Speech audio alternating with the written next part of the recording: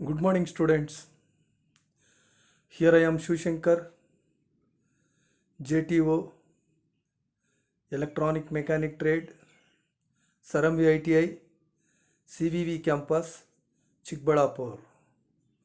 Today's topic is oscillator. In the previous class, we knew that transistor amplifiers, push-pull amplifiers, RC couple amplifiers, their frequency response curve. These are all new in the last class. ಹಿಂದಿನ ತರಗತಿಯಲ್ಲಿ ನಾವು amplifiers ಬಗ್ಗೆ ತಿಳ್ಕೊಂಡ್ವಿ. Transistor ಯಾವ ಥರ amplify ಆಗುತ್ತೆ, push pull amplifier ಯಾವ ಥರ ವರ್ಕ್ ಮಾಡುತ್ತೆ, RC ಕಪಲ್ ಆಂಪ್ಲಿಫೈಯರ್ ಏನು ಯಾವ ಥರ ವರ್ಕ್ ಆಗುತ್ತೆ, ಅದ್ರ ಜೊತೆಗೆ ಒಂದು ಫ್ರೀಕ್ವೆನ್ಸಿ ರೆಸ್ಪಾನ್ಸ್, ಆ ಆಂಪ್ಲಿಫೈಯರು ಆಡಿಯೋ ಫ್ರೀಕ್ವೆನ್ಸಿನಲ್ಲಿ ಯಾವ ಥರ ವರ್ಕ್ ಮಾಡುತ್ತೆ, ಆ ಫ್ರೀಕ್ವೆನ್ಸಿ ರೆಸ್ಪಾನ್ಸ್ ಬಗ್ಗೆ ತಿಳ್ಕೊಂಡ್ವಿ. ಮತ್ತು ಆಂಪ್ಲಿಫೈಯರ್ಸ್ನ ಉಪಯೋಗಗಳು ಇವೆಲ್ಲನೂ ಹಿಂದಿನ ತರಗತಿಯಲ್ಲಿ ತಿಳ್ಕೊಂಡ್ವಿ. ಇವತ್ತಿನ ಟಾಪಿಕ್ ಸಂಬಂಧಪಟ್ಟಂಗೆ ಕಂಟೆಂಟ್ ಒಂದು introduction, definition, different electrical waveforms, damped oscillations, undamped oscillations, video, assignment, ಇವೆಲ್ಲನೂ ಇವತ್ತಿನ ಟಾಪಿಕ್ಗೆ ಸಂಬಂಧಪಟ್ಟ ವಿಷಯಗಳು.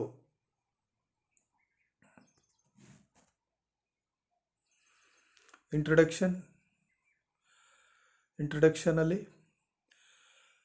Oscillator is an electronic circuit convert DC electrical energy into AC electrical energy.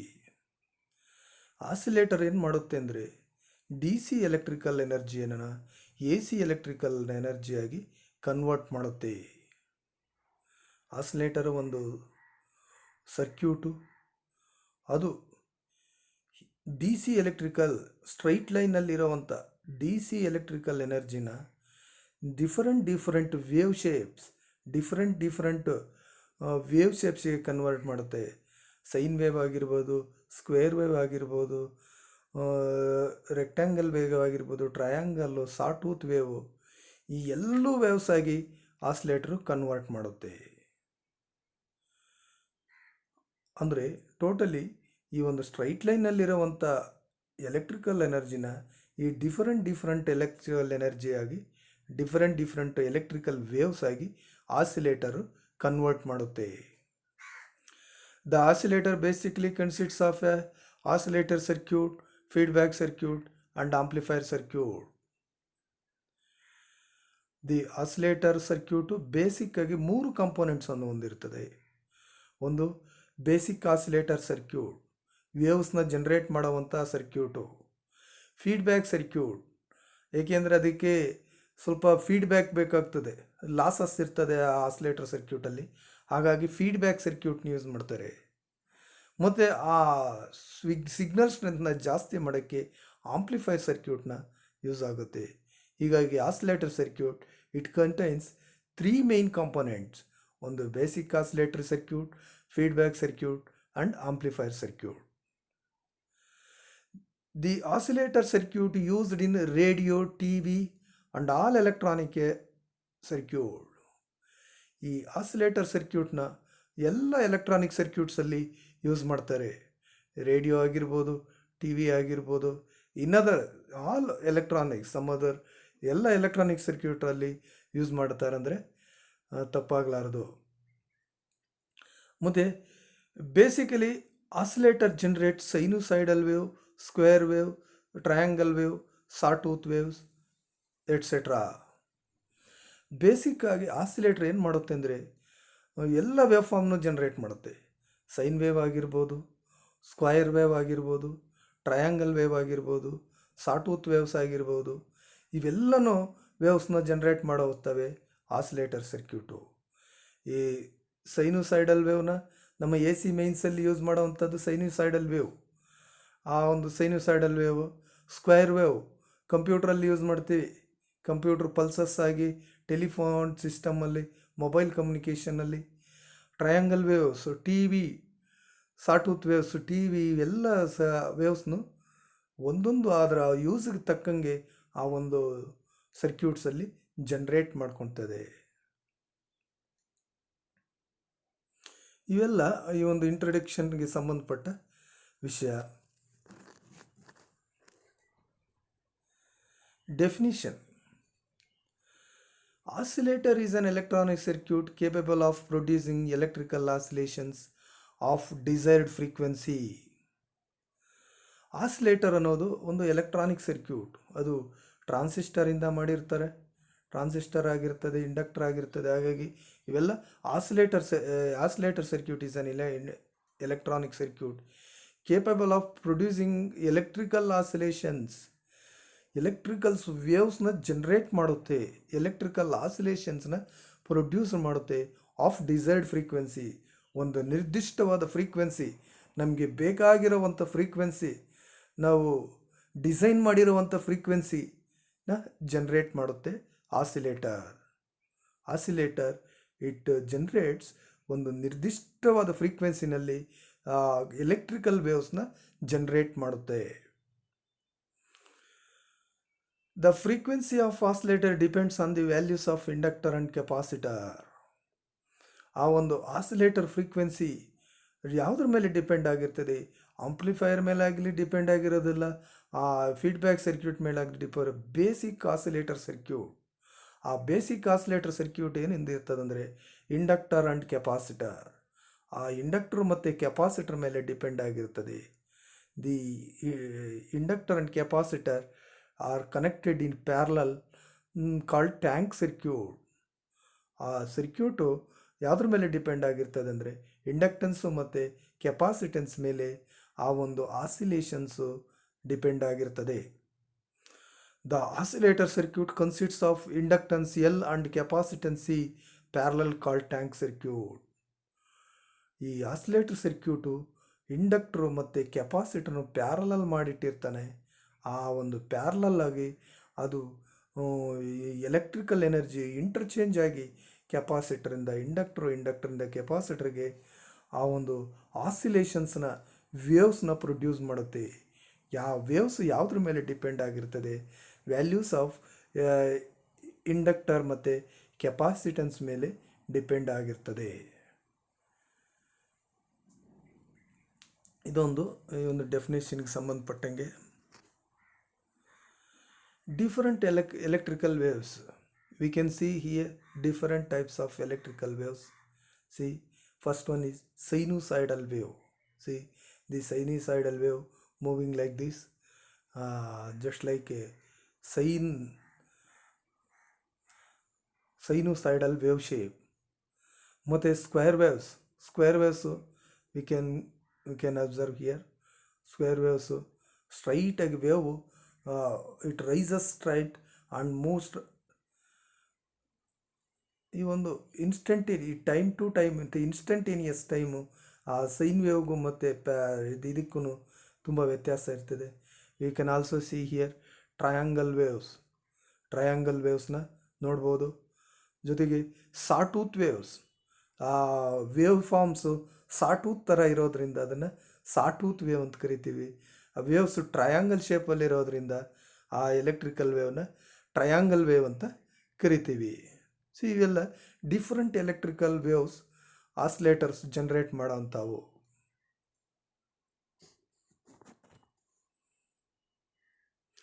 In the figure shown different electrical waves, different electrical ವೇವ್ಸ್ನ ನಾವು ನೋಡ್ಬೋದು. They are sinusoidal waves, square waves, triangle waves and sawtooth waves. Triangle waves ನೋಡ್ಬೋದು, square waves ನೋಡ್ಬೋದು, sinusoidal waves ನೋಡ್ಬೋದು, sawtooth ವೇವ್ಸ್ನ ಇವೆಲ್ಲನೂ ನಾವು ಒಂದು ಹಿಂದಿನ ಚಿತ್ರದಲ್ಲಿ ನೋಡ್ಬೋದು. Generally oscillations are 2 types. ಆಸಿಲೇಷನ್ಸಲ್ಲಿ ಮೇಯ್ನಾಗಿ 2 types. Sinusoidal oscillations, sinusoidal wave forms. ಅದು ಆದ ಸೈನುಸೈಡಲ್ ವೇವ್ ಫಾರ್ಮ್ ಸಾಮಾನ್ಯವಾಗಿ ಎಲ್ಲ ನಮ್ಮ ಜನರಲ್ಲಾಗಿ ನಮ್ಮ ಎ ಸಿ ಮೈನ್ಸ್ ಆಗಿರ್ಬೋದು, ಯಾವುದೇ ಒಂದು standard mains supply voltage sinusoidal wave ಶೇಪಲ್ಲೇ ಇರ್ತದೆ. ಮತ್ತು other one is non sinusoidal oscillations. ಅಂದರೆ ಸೈನುಸೈಡ್ ಶೇಪಲ್ಲಿ ಇಲ್ಲದೇ ಇರೋವಂಥ ವೇವ್ಸ್. ಯಾವುದ್ಯಾವುದು ಸೈನುಸೈಡಲ್ ವೇವ್ ಶೇಪಲ್ಲಿ ಇಲ್ಲ ಅಂದರೆ square wave, triangle wave, sawtooth wave, rectangle wave, pulses, ಇವೆಲ್ಲನೂ ಸೈನುಸೈಡ್ ವೇವ್ಗೆ ಸಂಬಂಧಪಟ್ಟಿರೋದಿಲ್ಲ. ಅಂದರೆ ಅವೆಲ್ಲ ನಾನ್ ಸೈನುಸೈಡಲ್ ಅಂತೀವಿ. Non sinusoidal oscillations all wave forms except sinusoidal wave. ಎಲ್ಲ ವೇವ್ಸ್ನೂ ಸೇರಿಸ್ಬಿಟ್ಟು ನಾನ್ ಸೈನುಸೈಡಲ್ ವೇವ್ಸ್ ಅಂತ ಕರಿತೀವಿ. ಬಟ್ ಸೈನ್ ವೇವ್ನ ಒಂದನ್ನೇ ಸೈನುಸೈಡಲ್ ವೇವ್ ಅಂತ ಕರಿತೀವಿ. ಈ ಒಂದು ನೆಕ್ಸ್ಟ್ ಡ್ಯಾಂಪ್ಡ್ ಆಸಿಲೇಷನ್ಸ್. ನೋಡಿ, ಈ ಚಿತ್ರದಲ್ಲಿ ನೋಡ್ದಂಗೆ ಸ್ಟಾರ್ಟಿಂಗಲ್ಲಿ ಆಂಪ್ಲಿಟ್ಯೂಡು ವೇವ್ ಜಾಸ್ತಿ ಇದೆ, ಹೋಗ್ತಾ ಟೈಮ್ ಪಾಸ್ ಆಗ್ತಾ ಆಂಪ್ಲಿಟ್ಯೂಡು ಕಡಿಮೆ ಆಗ್ತಾ ಹೋಗಿದೆ. ಕೊನೆಗೆ ಆಂಪ್ಲಿಟ್ಯೂಡೇ ಇಲ್ದಂಗೆ 0 ಆಗಿಬಿಟ್ಟಿದೆ. ಈ ಒಂದು ಚಿತ್ರದಲ್ಲಿ ನೋಡ್ಬೋದು. At the starting time amplitude maximum, after goes on the time the amplitudes goes on decrease and finally 0. ಅಂದರೆ ಈ ಥರ ವೇವ್ಸ್ನ ಡ್ಯಾಂಪ್ಡ್ ವೇವ್ಸ್, ಇಲ್ಲಿ ಡ್ಯಾಂಪ್ಸ್ ವೇವ್ಸ್ನ ನೋಡ್ಬೋದು. ಡಿಫ್ರೆಂಟ್ ಆ ಒಂದು ಆಂಪ್ಲಿಟ್ಯೂಡ್ ಸ್ಟ್ರೆಂತ್ ಮೇಲೆ ಡಿಪೆಂಡ್ ಆಗಿರ್ತದೆ. ಸ್ಟ್ರೆಂತ್ ಜಾಸ್ತಿ ಇದ್ದರೆ ಸ್ಟಾರ್ಟಿಂಗಲ್ಲಿ ಆಂಪ್ಲಿಟ್ಯೂಡ್ ಸ್ಟ್ರೆಂತ್ ಜಾಸ್ತಿ ಇದೆ, ಇದು ಸ್ವಲ್ಪ ಜಾಸ್ತಿ ಹೊತ್ತು ಮೂವ್ ಆಗುತ್ತೆ. ಫಾರ್ ಎಕ್ಸಾಂಪಲ್, ನಾವು ಒಂದು ಬಾವಿನಲ್ಲಿ ಒಂದು ನೀರಲ್ಲಿ ಕಲ್ಲು ಹಾಕಿದಾಗ ಅದು ಸ್ಟಾರ್ಟಿಂಗಲ್ಲಿ ಜಾಸ್ತಿ ಅಲೆಗಳು ಸ್ಟಾರ್ಟ್ ಆಗುತ್ತೆ, ಬರ್ತಾ ಅಲೆ ಕಡಿಮೆ ಆಗೋಗ್ಬಿಡ್ತದೆ. ಲೈಕ್ ದಟ್ ಈ ಒಂದು damped oscillations.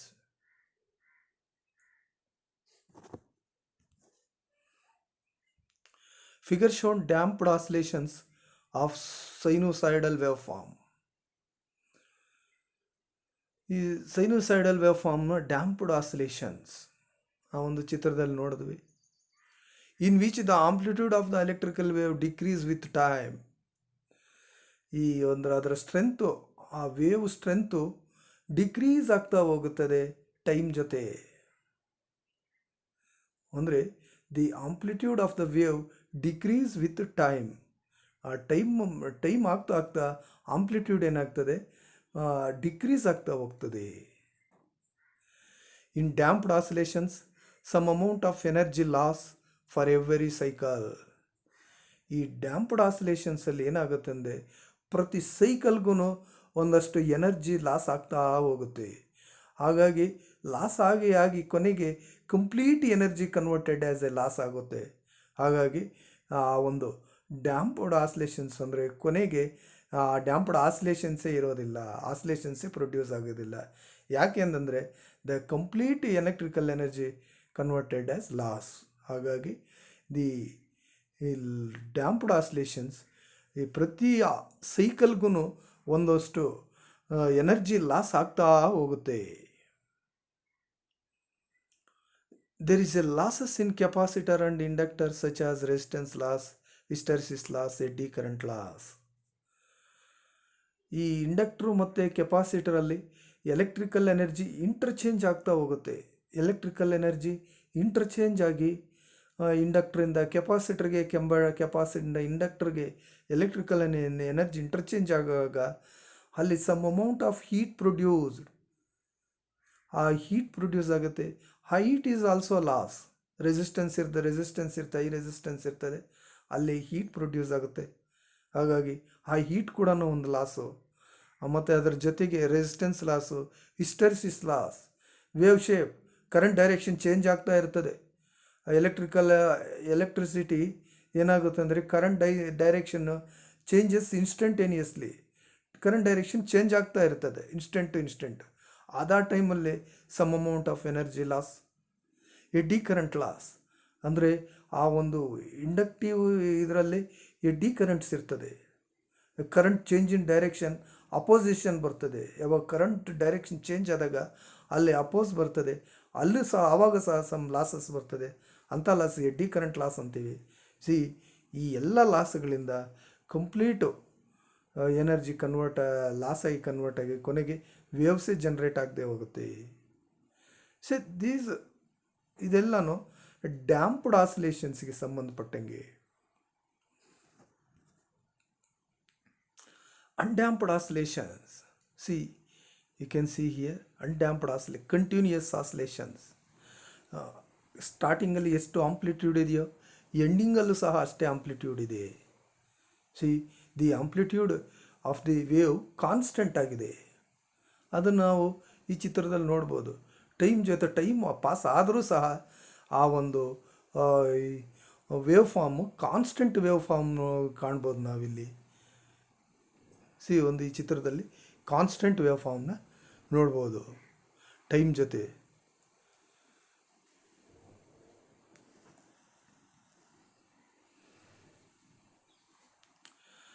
Undamped oscillations. Undamped oscillations are the continuous oscillation. The amplitude of the wave remains constant with time. Undamped oscillations continuous oscillations. ಅಂದರೆ ಆಂಪ್ಲಿಟ್ಯೂಡ್ ಸ್ಟಾರ್ಟಿಂಗಲ್ಲಿ ಎಷ್ಟಿರ್ತದೋ ಕೊನೆವರೆಗೂ ಅಷ್ಟೇ ಇರ್ತದೆ. ಈ ಆಸಿಲೇಷನ್ಸ್ ತುಂಬ ಉಪಕಾರಿ. ನಮ್ಮ ಎಲೆಕ್ಟ್ರಾನಿಕ್ಸ್ ಮೈನ್ಸಲ್ಲಿ ಎಲ್ಲ ಕಡೆ ವಿ ನೀಡ್ ಕಂಟಿನ್ಯೂಯಸ್ ಆಸಿಲೇಷನ್ಸ್. ಹಾಗಾಗಿ ನಮ್ಮ ಮೈನ್ಸಲ್ಲಿ ನಮ್ಮ ಇದರಲ್ಲಿ ಬರೋವಂಥ undamped oscillations, the amplitude of the wave remains constant with time. ನೀವು ಎಷ್ಟೇ ಟೈಮ್ ಪಾಸ್ ಆಗಲಿ ಆಂಪ್ಲಿಟ್ಯೂಡ್ ಏನಾಗುತ್ತೆ, ಕಾನ್ಸ್ಟೆಂಟ್ ಆಗಿ ಬರ್ತಾ ಇರುತ್ತೆ. ಈ ಒಂದು ಆಸಿಲೇಷನ್ಸು ನಮ್ಮ ಎಲೆಕ್ಟ್ರಿಕಲ್ ಆಗಿರ್ಬೋದು, ದೈನಂದಿನ ಇದರಲ್ಲಿ ಎಲ್ಲ ಸಾಕಷ್ಟು ಉಪಯೋಗ ನಮ್ಗೆ ಬೇಕಾಗಿರೋದು ಈ ಥರ ಅನ್ಡ್ಯಾಂಪ್ಡ್ oscillations. Some amount of external energy supplying to the tank circuit to meet the losses in the tank circuit and thus generate undamped oscillations. Undamped oscillations ಯಾಕೆ ಜನ್ರೇಟ್ ಆಗುತ್ತೆ, ಯಾವ ಥರ ಜನ್ರೇಟ್ ಆಗುತ್ತೆ ಅಂದರೆ, some amount of extra energy ಆ ಒಂದು tank circuit ಅಥವಾ oscillator ಸರ್ಕ್ಯೂಟ್ಗೆ ಸಪ್ಲೈ ಕೊಟ್ಟಾಗ ಇನ್ ಸೇಮ್ ಫೇಸ್, ಅಂದರೆ ಒಂದು ಪಾಸಿಟಿವ್ ಫೀಡ್ಬ್ಯಾಕ್ನ, ಪಾಸಿಟಿವ್ ಎಲೆಕ್ಟ್ರಿಕಲ್ ಎನರ್ಜಿನ ಆ ಒಂದು ಲಾಸಸ್ಗೆ ಮೀಟ್ ಆಗಂಗೆ ಸಪ್ಲೈ ಮಾಡಿದಾಗ ಅದು ಅನ್ಡ್ಯಾಂಪ್ಡ್ ಆಸಿಲೇಷನ್ಸ್ನ ಪ್ರೊಡ್ಯೂಸ್ ಮಾಡುತ್ತೆ. ಲಾಸಸ್ ಇರ್ತದೆ ಇದರಲ್ಲಿ ಟ್ಯಾಂಕ್ ಸರ್ಕ್ಯೂಟಲ್ಲಿ. ಆ ಲಾಸಸ್ ಏನಾಗುತ್ತೆ, ಎನರ್ಜಿ ಲಾಸ್ ಆಗ್ತಾ ಹೋಗುತ್ತೆ ಪ್ರತಿ ಸೈಕಲ್ಗೂ. ಅಂಥ ಸಮಯದಲ್ಲಿ some amount of extra positive feedback supplying to the tank circuit. This tank circuit it generate continuous oscillations of same frequency. ಅದು ಕಂಟಿನ್ಯೂಯಸ್ ಆಸಿಲೇಷನ್ಸ್ನ ಪ್ರೊಡ್ಯೂಸ್ ಮಾಡುತ್ತೆ. ಎನರ್ಜಿ ಏನಾಗುತ್ತೆ, ಏನು ಎನರ್ಜಿ ಲಾಸ್ ಆಗ್ತಾ ಇರ್ತದೋ ಈ ಎಕ್ಸ್ಟ್ರಾ ಎನರ್ಜಿ ಏನಾಗುತ್ತೆ ಆ ಲಾಸ್ನ ಫುಲ್ಫಿಲ್ ಮಾಡ್ತಾ ಹೋಗ್ತದೆ. ಹಾಗಾಗಿ ನಾವು ಅನ್ಡ್ಯಾಂಪ್ಡ್ ಆಸಿಲೇಷನ್ಸ್ನ ಪಡೀಬೋದು. ಸೊ ಇದು ಅನ್ಡ್ಯಾಂಪ್ಡ್ ಆಸಿಲೇಷನ್ ಸಂಬಂಧಪಟ್ಟಂಗೆ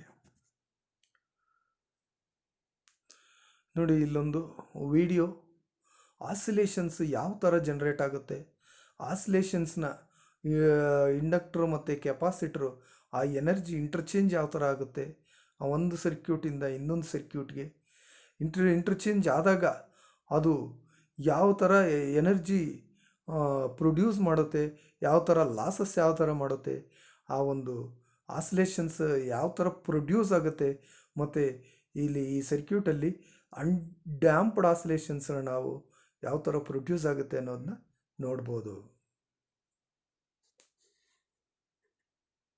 Take place between the two elements. These energy oscillations look as if the capacitor is saying, "You take the energy," and the inductor then says, "No, you take my energy." Why don't any of these elements store the energy and become settled? Let's have a look at the interesting physics behind these oscillations and some of the applications. Before diving into the LC circuit, We need to understand a simple circuit, a capacitor-resistor circuit. The capacitor is fully charged initially. Let's introduce a resistor into the circuit. Here you can observe that initially the current flow is at the maximum and then it sharply decays with time. This is expected because at the beginning the charge difference is at the maximum, so the current has to be at the maximum. Now let's see what will happen if the resistor is replaced with an inductor. Here again, the capacitor is fully charged initially. It's quite logical to expect that there will be a huge current flow at the beginning, and then the current flow would reduce as in the previous case. However, this will not happen in practice. An inductor develops EMF across it, based on the change in current flow. This means that a drastic change in current is not possible across the inductor, as in the previous case. Now the current flow starts from zero and increases to the maximum, and then comes back to zero again. In an inductor-capacitor circuit, the current flow variation has to be gradual. And here we can see that the current flow in the LC circuit is shaped like a sine curve. Let's look at the electron flow animation once again. The current in the circuit starts from zero and gradually achieves the maximum value. In the next 1/4 of a time period, the current from the capacitor starts to decrease, resulting in another change in current. At the end of the capacitor discharge, if you check the EMF across the inductor, it will have the opposite polarity to the initial EMF. This reverse EMF charges the capacitor with the opposite polarity. In the next half of the time period, the capacitor will be fully charged with the reverse polarity. This also means that the current flow will be in the reverse direction for the next half. Hence, in an ideal circuit, this back and forth flow of current would continue to charge and discharge the capacitor and form endless oscillations of energy.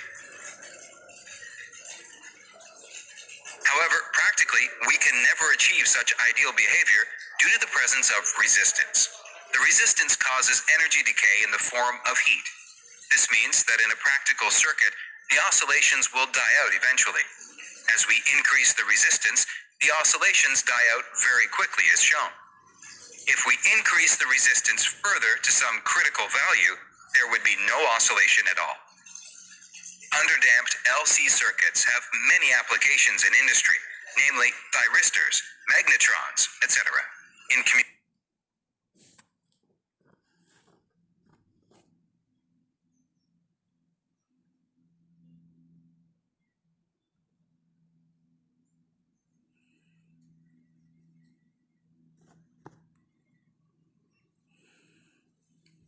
Video ನೋಡಿದ್ರಿ. ಈ ವಿಡಿಯೋಗೆ ಸಂಬಂಧಪಟ್ಟಂಗೆ assignment, define ಆಸ್ಲೇಟರ್ನ define ಮಾಡಿ. Oscillator ಅಂದ್ರೇನು? List the different electrical wave ಫಾರ್ಮ್ಸ್ನ ಒಂದು list ಮಾಡಿ. Briefly explain damped ಆಸ್ಲೇಷನ್ ಅಂದ್ರೇನು ಅದನ್ನು ಒಂದು ಸ್ವಲ್ಪ ಬ್ರೀಫಾಗಿ ಎಕ್ಸ್ಪ್ಲೈನ್ ಮಾಡಿ. ಬ್ರೀಫ್ಲಿ ಎಕ್ಸ್ಪ್ಲೈನ್ ಅನ್ಡ್ಯಾಂಪ್ಡ್ ಆಸ್ಲೇಷನ್ಸ್ನ ಎಕ್ಸ್ಪ್ಲೈನ್ ಮಾಡಿ. ಇದು ಎಲ್ಲನೂ ಅಸೈನ್ಮೆಂಟ್ ಸಂಬಂಧಪಟ್ಟಂಗೆ questions. Thank you very much.